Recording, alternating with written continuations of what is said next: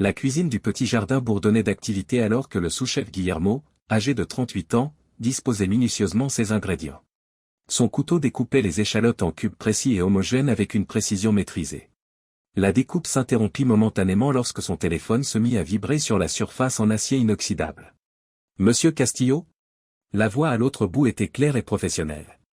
Ici le professeur de sciences de Mégane, Madame Rodriguez. Le couteau de Guillermo s'immobilisa, sa prise se resserra à peine perceptiblement. « Est-ce que tout va bien ?» poursuivit la voix. « Plus que bien. Je vous appelle au sujet de l'initiative d'agriculture urbaine durable de Mégane. En effet, Monsieur Castillo, c'est assez remarquable. Sa créativité est formidable à entendre. Mégane a fait un effort remarquable. Cela démontre, bien sûr, nous aimerions l'inscrire à l'Expo Sciences de l'État avec votre approbation. Bien sûr, répondit Guillermo, imaginant déjà le visage rayonnant de Mégane à l'annonce de la nouvelle. Je vous remercie de m'en informer de manière informelle. Les doigts de Guillermo parcoururent l'écran de son téléphone, appelant Caroline dès qu'il mit fin à la conversation. L'appel bascula directement sur la messagerie vocale. Ces mots furent précipités alors qu'il laissait un message enthousiaste. « Caroline, rappelle-moi quand tu auras ce message. Madame Rodriguez vient d'appeler au sujet du projet de Mégane.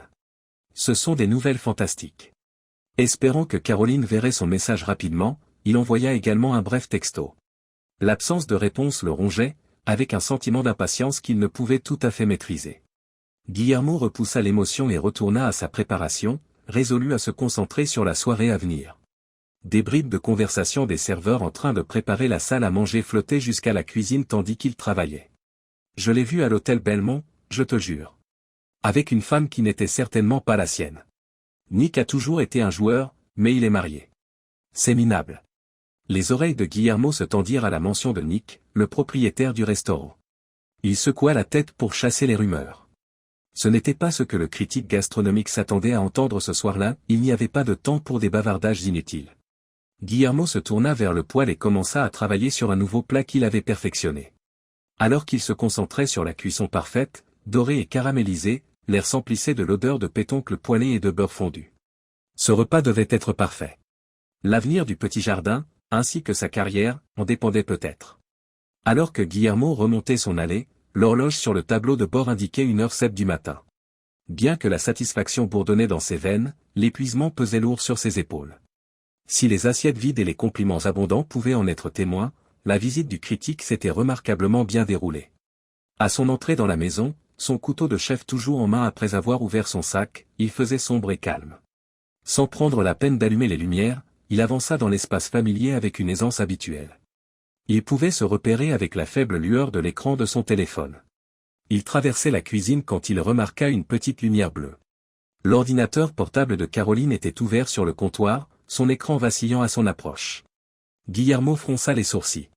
Étant donné son métier dans les ressources humaines, Caroline était habituellement minutieuse pour éteindre son ordinateur.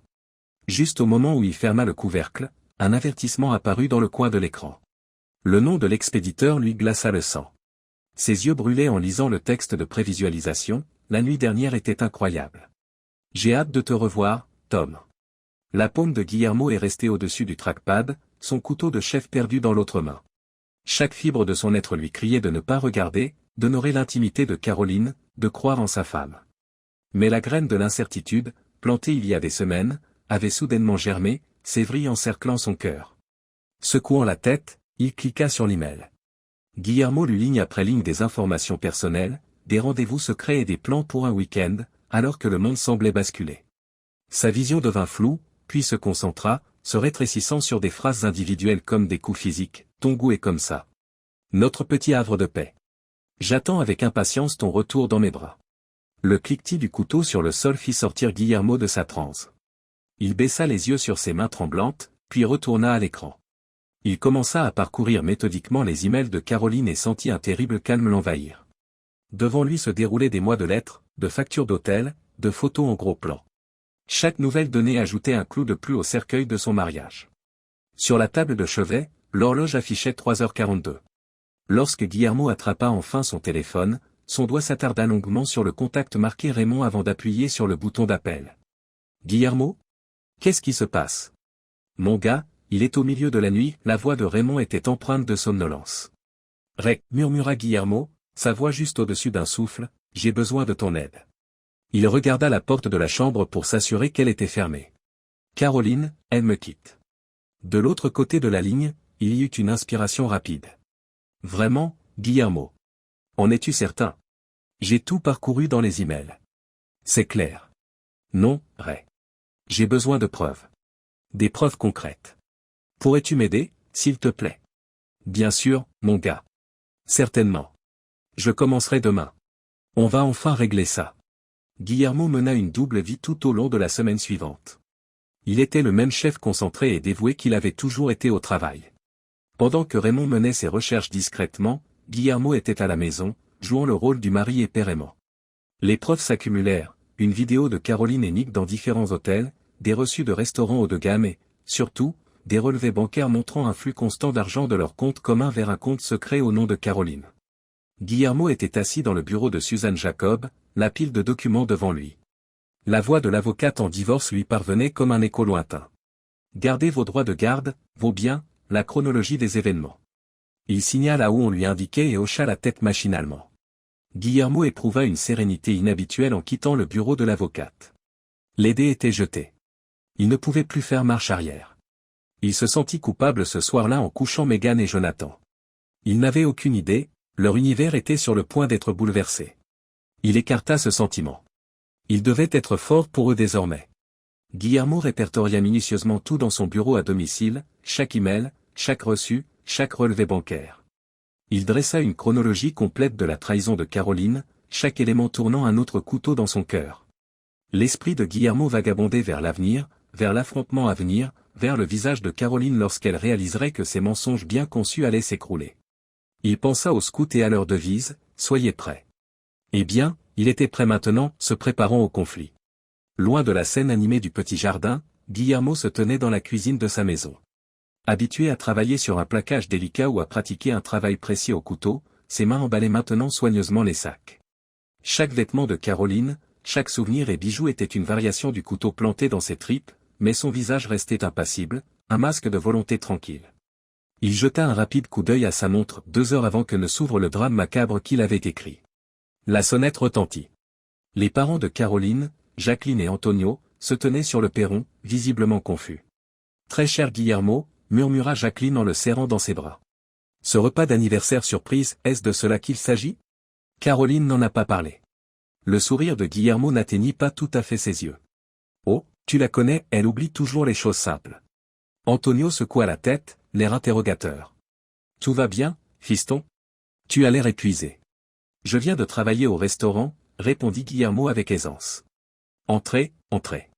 Megan et Jonathan seront ravis de vous voir. » Les enfants descendaient les marches comme s'ils étaient parfaitement synchronisés. À 14 ans, Megan était le portrait craché de Caroline au même âge. Guillermo sentit son cœur se serrer en la voyant. « Maman! Grand-père !» Jonathan, à peine âgé de 10 ans, se jeta dans les bras d'Antonio. Guillermo observa la scène tandis que son esprit s'affolait. Ce qui allait se passer contaminerait combien d'autres moments comme celui-ci? Les enfants, continua-t-il, la voix ferme, pourquoi ne montrez-vous pas à vos grands-parents le dernier jeu auquel vous mourrez d'envie de jouer? Je vous rejoindrai dans peu de temps. Guillermo se dirigea vers le bureau pendant que la famille s'installait dans le salon. Il avait installé des caméras dissimulées dans toute la maison, salon, couloir, cuisine, avec une simplicité maîtrisée. Chacune d'elles offrait la perspective d'un observateur silencieux du conflit qui s'approchait. Un bourdonnement sur son téléphone retentit. Un message de Raymond, cible et sujet X entrant à l'hôtel Belmont.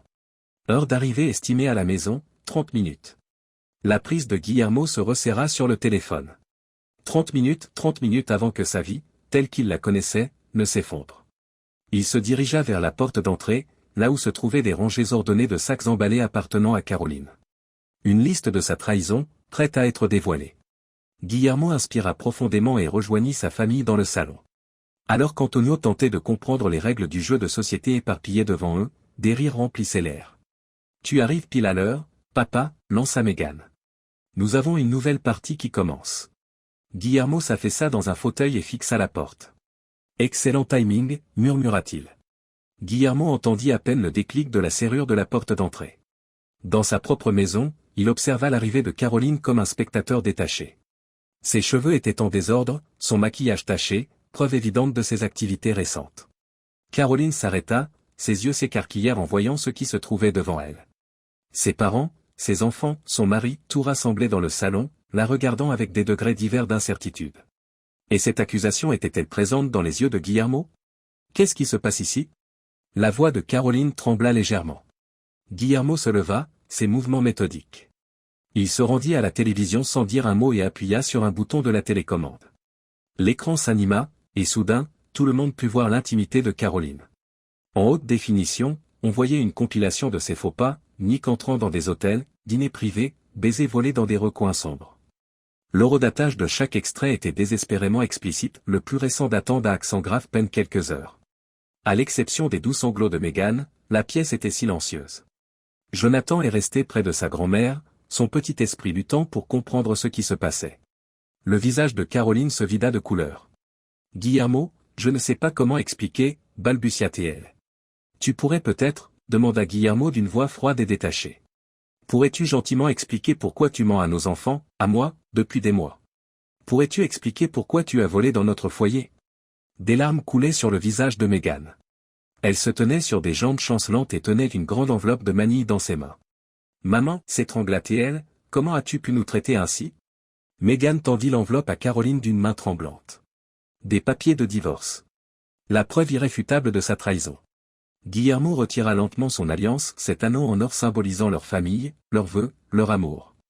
Il le lança à Caroline, le doux cliquetis résonnant dans la pièce silencieuse. C'est fini entre nous, dit-il, la voix dénuée de toute émotion. Tes affaires sont prêtes. Vas-y. Caroline commença à perdre son sang-froid. Elle se tourna brusquement dans la pièce, cherchant un visage qui pourrait être compatissant. Maman, papa, s'il vous plaît. Plaida-t-elle. Mais Jacqueline s'était détournée, réticente à regarder sa fille. Antonio était assis raide, son visage était un masque de choc et de désespoir. Caroline supplia, Guillermo, s'il te plaît. Parlons-en. Et pour les enfants? La petite voix de Jonathan s'éleva, pleine de larmes comme si c'était inévitable. Maman ne nous aime plus? La question était là, poignardant le cœur de chacun. Guillermo alla vers son fils et le prit dans ses bras pour le réconforter. Ta mère a pris de très mauvaises décisions, mon garçon. Ça ne veut pas dire, cependant, qu'elle ne vous aime pas. Caroline tendit les mains vers ses enfants, mais Meghan la repoussa. Ne me touche pas. Tu n'es plus ma mère. La tension dans la pièce était palpable, ressemblant à un baril de poudre sur le point d'exploser. Guillermo était un pilier de colère froide au centre. Ses déclarations suivantes étaient aussi tranchantes que des coups de marteau. J'ai bloqué nos cartes de crédit et nos comptes conjoints, déclara-t-il fermement. Tu découvriras que seul ton compte secret est encore accessible. Le visage de Caroline devint encore plus pâle, si cela était possible. Guillermo n'avait pas fini. Saisissant un grand dossier sur la table basse, il le posa devant elle. Séjour dans des hôtels de luxe. Des cadeaux somptueux. Un appartement secret. À mesure que Guillermo énumérait les données financières, chaque feuille de papier accentuait ses commentaires. Caroline, tu as été bien occupée. Tout cela en notre nom. Jusqu'à présent, Jacqueline était restée silencieuse. Elle trouva maintenant sa voix, tremblante de colère et de déception. Caroline, je t'ai élevée mieux que ça. Comment peux-tu traiter ta famille de la sorte? Désespérée, Caroline se tourna vers son père. Papa, je t'en prie. Implora-t-elle. Antonio, l'ancien juge, l'interrompit. Sa voix était froide, légale. Tu dois te retirer de cette situation, Caroline. Consulte un avocat. Tu en auras besoin. Guillermo indiqua les bagages près de la porte. Tout est prêt. Je te conseille de partir. Le monde de Caroline s'effondra autour d'elle alors qu'elle titubait vers la porte. Meghan l'arrêta alors qu'elle saisissait la poignée. Maman, j'espère que ça en valait la peine. Détruire notre famille en valait-il la peine? Caroline ferma la porte derrière elle, le son résonnant dans toute la maison. Guillermo se recueillit auprès de ses enfants, son cœur se brisant devant la douleur dans leurs yeux. Je sais que c'est difficile, dit-il doucement. Nous surmonterons cela. Je vous le promets. Sentant leur corps frémir de sanglots, il les rapprocha. Il regarda Jacqueline et Antonio par-dessus leur tête. Le couple plus âgé semblait choqué alors qu'ils luttaient contre l'éclatement de leur famille. Guillermo répondit, nous allons leur faire suivre une thérapie. Ils auront toute l'aide dont ils ont besoin. Guillermo errait dans la maison comme un fantôme à mesure que la soirée avançait. Il débarrassa les murs des photos de Caroline et cacha ses affaires restantes. Chaque objet était désormais contaminé, un souvenir, un fantasme. Guillermo s'assit dans la cuisine, dans le silence de la nuit, alors que sa belle famille se retirait dans la chambre d'amis et que ses enfants dormaient enfin. La cuisine était identique à l'endroit où il avait récemment découvert la trahison de Caroline. Il se servit un verre de whisky, le liquide ambré captant la faible lumière. Il aperçut son reflet dans le verre en le portant à ses lèvres. L'homme qui se retournait contre lui était devenu dur. Le boy scout n'était plus. À sa place se tenait un homme qui avait été trahi, un homme qui avait découvert des mensonges, un homme qui avait déconstruit sa propre vie pour préserver ce qui comptait vraiment. Guillermo leva son verre pour se saluer. Au nouveau départ, dit-il calmement. Écho physique de la souffrance dans son cœur, le whisky brûlait en descendant. Guillermo, cependant, sentit une détermination d'acier s'emparer de lui alors qu'il reposait le verre. Ce n'était que le début. Il fallait en faire plus, découvrir plus de vérité, administrer plus de punitions. Guillermo était préparé à tout cela. Guillermo posa sa mallette sur la table en acajou poli, et le cuir se froissa. Les yeux fixés sur le chef qu'il n'avait connu que comme un subordonné brillant, les membres du conseil d'administration du petit jardin étaient assis dans un silence tendu.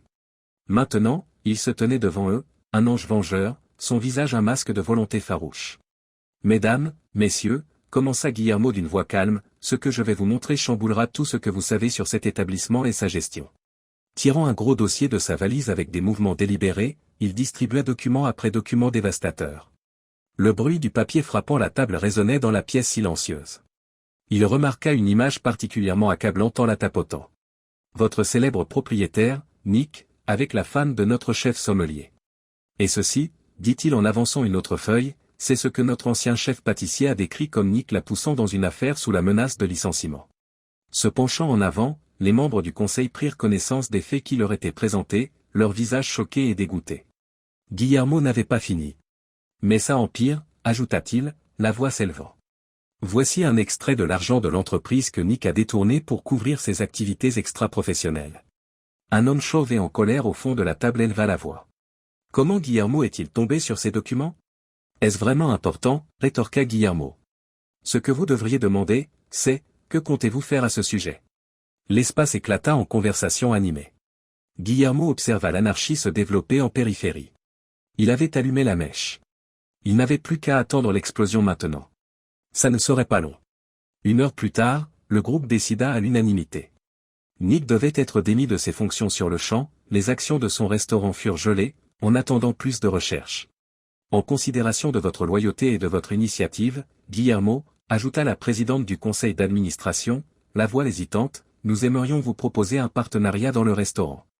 Guillermo se permit un léger sourire. L'aboutissement de semaines de préparation minutieuse, c'était le moment qu'il attendait. J'apprécie l'offre, remarqua-t-il d'un ton mesuré. Nous savons tous les deux, cependant, que c'est insuffisant. Les yeux de la présidente s'écarquillèrent légèrement. Que veux-tu dire? Je veux la propriété complète, déclara Guillermo sans détour. Mesdames et messieurs, vous êtes assis au sommet d'une poudrière. Les indiscrétions de Nixon, l'abus de l'argent des entreprises, imaginez la crise si cela devenait public. Tacite, mais évidente, la menace planait dans l'air. Un membre du conseil se moqua, incapable de le prendre au sérieux. Guillermo déclara, je n'ai jamais été aussi sérieux de ma vie. J'ai offert à ce restaurant tout ce que j'ai, mes années, mes compétences, ma famille. Sa voix ne faiblit qu'à la dernière syllabe, mais il continua. Je crois que j'ai plus que mérité le droit d'être en charge. Les membres du conseil échangèrent des regards, une discussion silencieuse se noua entre eux. Enfin, le président déclara, nous aurons besoin de temps pour y réfléchir, Guillermo. C'est une question majeure. Guillermo hocha la tête et rassembla ses papiers. Prenez tout le temps dont vous avez besoin. Mais gardez à l'esprit que chaque délai que vous causez est un autre exemple où cette connaissance pourrait. Guillermo sentit ses épaules se détendre alors qu'il quittait la salle de réunion. La première phase était entièrement terminée. Maintenant, il fallait considérer les ramifications. Il n'eut pas à attendre longtemps. À la fin de la journée, la rumeur au sein du restaurant s'était répandue. Nick était évincé, embarrassé et sous la menace de poursuites judiciaires. Caroline, son assistante dévouée, subit également des dommages collatéraux. Guillermo observait depuis la cuisine Caroline, frissonnante et les joues striées de larmes, ranger son bureau. Leurs regards se croisèrent un instant, et il vit la conscience s'installer dans ses yeux. Cela ne concernait pas seulement leur mariage. C'était un anéantissement total. Guillermo regarda ses employés alors que Caroline quittait le restaurant en titubant pour la dernière fois. Tout va bien, tout le monde. Le spectacle est terminé. Nous avons un service de dîner pour lequel nous devons nous préparer. La cuisine s'anima, mais des chuchotements suivirent Guillermo à travers son royaume. Il n'était plus simplement le sous-chef doué. Il était celui qui était destiné à remplacer celui qui avait renversé un titan. Guillermo sourit en se préparant pour le service du soir. Le conseil se plierait au changement. Il en était tout à fait certain. Il serait également prêt lorsqu'il le ferait. Prêt à faire du petit jardin le restaurant qu'il avait toujours imaginé. Guillermo s'accorda un peu de temps pour réfléchir pendant qu'il pratiquait la coupe précise des légumes.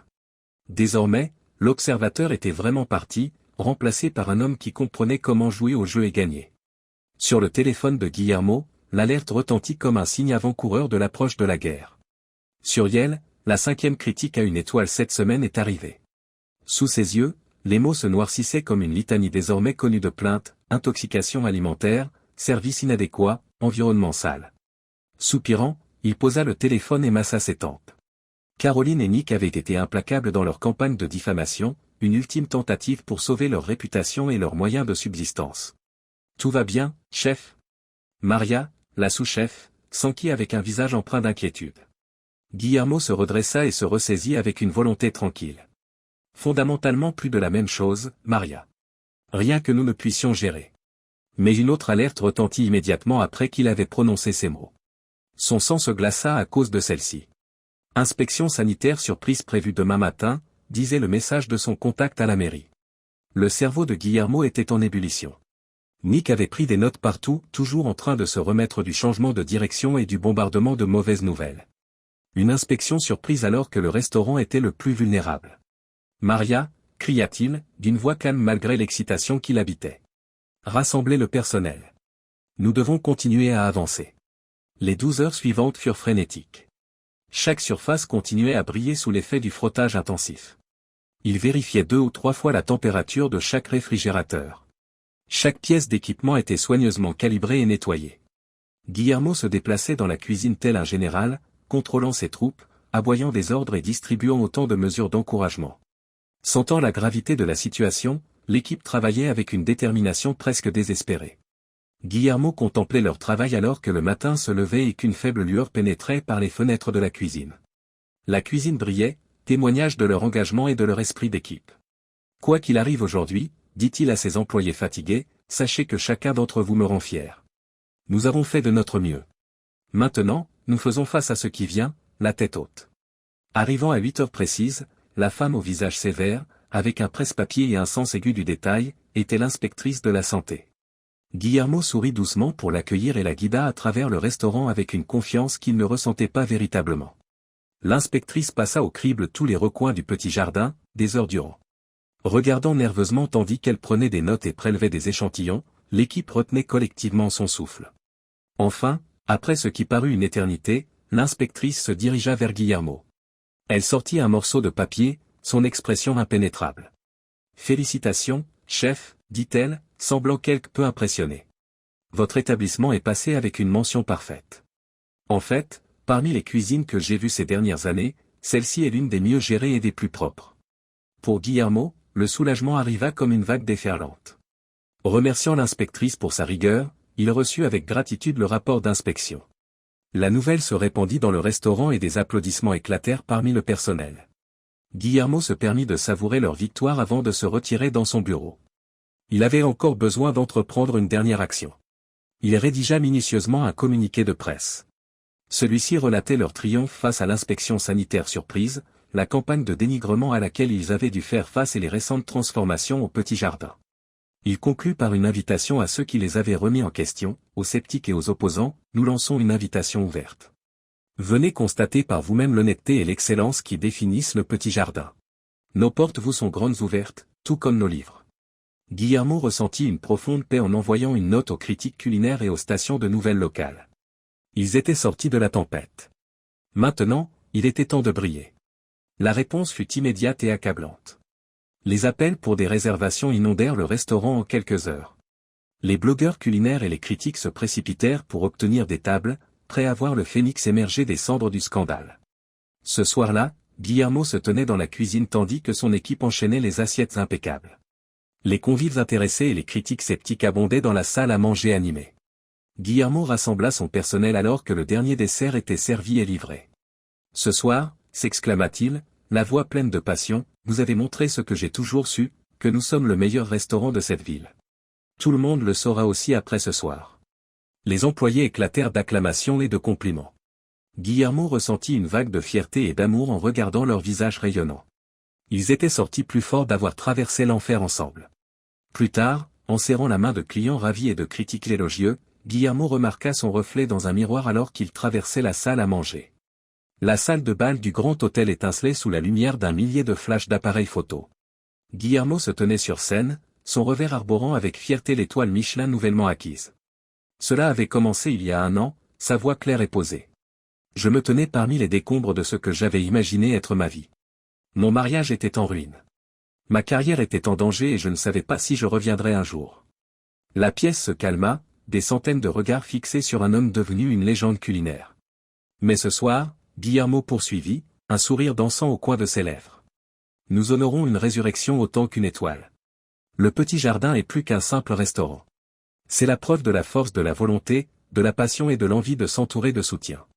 Les yeux de Guillermo se posèrent sur Megan et Jonathan, assis à une table près de l'avant, alors que les applaudissements inondaient la salle. Leurs yeux brillaient de fierté, et Guillermo perdit momentanément son sang-froid. Il s'éclaircit la gorge et battit des paupières pour retenir ses larmes. Cette étoile, ajouta-t-il en tapotant l'insigne sur sa poitrine, appartient à chaque membre de mon équipe, à chaque chef qui a travaillé toute la nuit, à chaque serveur qui a gardé le sourire face aux difficultés, à chaque plongeur qui a assuré le fonctionnement de notre cuisine. Les acclamations de la foule du petit jardin furent entrecoupées d'applaudissements des travailleurs du jardin éparpillés tout autour de la salle. Mais surtout, continua Guillermo, sa voix s'adoucissant, elle appartient à mes enfants. Megan, Jonathan, c'est vous qui me motivez chaque matin. Je me pousse à être meilleur, à faire plus pour que vous puissiez être fiers.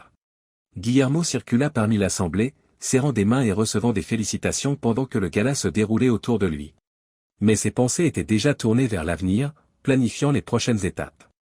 La fondation Guillermo Castillo, dédiée à aider les parents célibataires de l'industrie culinaire, ouvrait ses portes la semaine suivante. Guillermo ressentait une mission qu'il n'avait jamais eue auparavant alors qu'il se tenait devant un autre public, cette fois constitué de cuisiniers en difficulté et d'étudiants en cuisine aux yeux écarquillés. Votre situation ne vous définit pas, leur conseilla-t-il, ces paroles empreintes d'une grande expérience personnelle. Ce ne sont que les ingrédients que la vie vous a remis. Ce qui compte, c'est ce que vous choisissez d'en faire. Cette base était un point de départ. Des mois de nuits tardives et de matinées précoces aboutirent à de Betrayal to Michelin, le livre de recettes révélateur de Guillermo qui se hissa au sommet des palmarès des meilleures ventes. Guillermo aperçut un visage familier sur un moniteur alors qu'il était assis dans une station de télévision, se préparant pour une nouvelle interview sur le livre. Caroline était interviewée sur une chaîne de nouvelles locales dans une petite ville qu'il ne connaissait pas, l'air fatigué et des années plus âgé qu'il ne se souvenait l'avoir vue. Et pour cette raison, Nick et moi avons choisi de recommencer ici, disait-elle, sa voix autrefois confiante étant maintenant légèrement désespérée. Nous sommes maintenant juste des gens ordinaires qui essaient de reconstruire notre vie. Guillermo ressentit un éclair de quelque chose, pas tout à fait de la sympathie, ni vraiment de la satisfaction. Se détournant du moniteur, il se concentra sur les points de discussion pour sa propre interview.